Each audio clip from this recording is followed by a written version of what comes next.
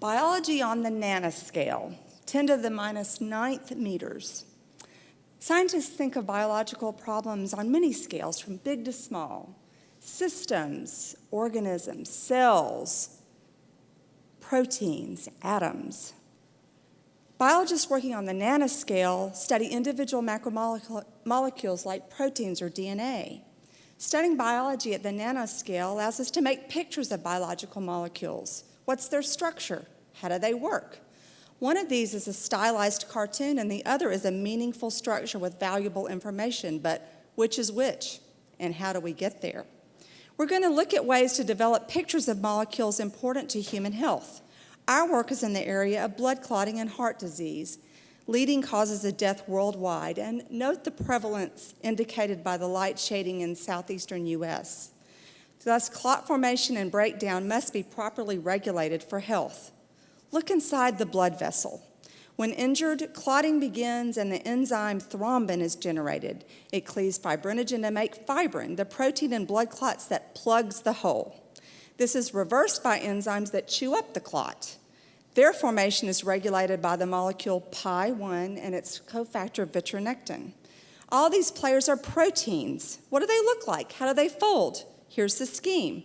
Proteins are strings of amino acids that fold up to local structures and then make compact structures with these ribbons and curls we like to talk about. So here are the ribbons and curls that form the protein Pi1.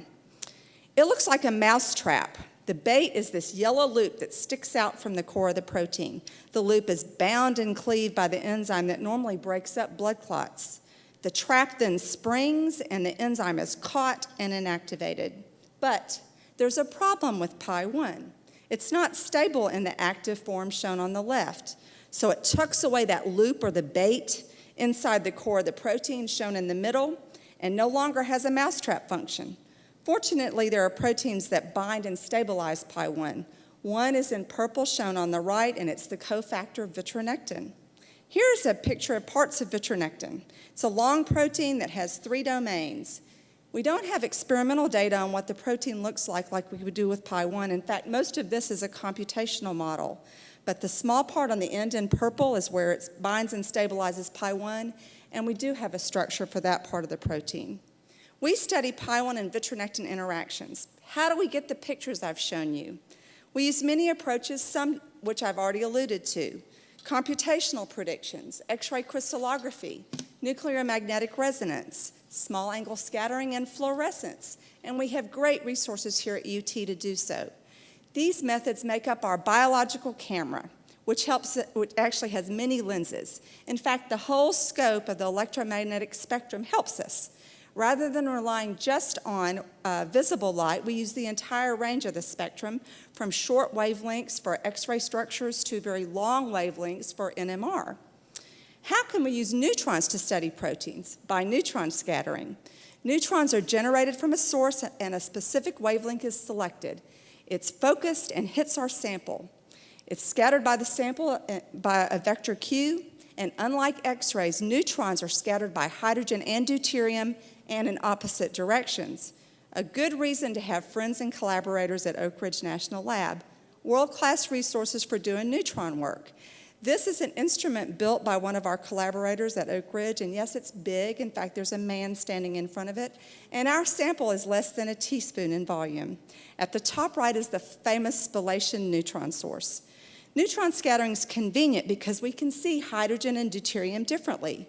So if our buffer has D2O or heavy water in it, then we can tell proteins that have hydrogen, blue here, or deuterium, green here, apart. We see how neutrons are scattered differently by these proteins and then can reconstruct their relative orientation, and we've done just that. We have protonated vitronectin and deuterated Pi1, and for the first time, we have a 3-dimensional picture of what they look like, how they bind and assemble. But I've only told you part of this story. Although I spent most of the time talking about ribboned and curl structures, we know now that there are parts of proteins that aren't structured. In fact, they are disordered and very flexible. Often these disordered regions have important binding sites in them, and we have one such region in vitronectin that's shown in orange. So what can neutrons do with these disordered regions? They can help us see how these regions adopt structure and collapse when they bind to their partners. We hypothesize that this disordered region in vitronectin binds pi1 at the complementary orange sites. We're testing for a structural change in these proteins that affect their function. So, data. The left panel shows the radius of gyration measured with neutron scattering. This measurement basically reveals protein shape or compaction, and it decreases when you add in osmolytes.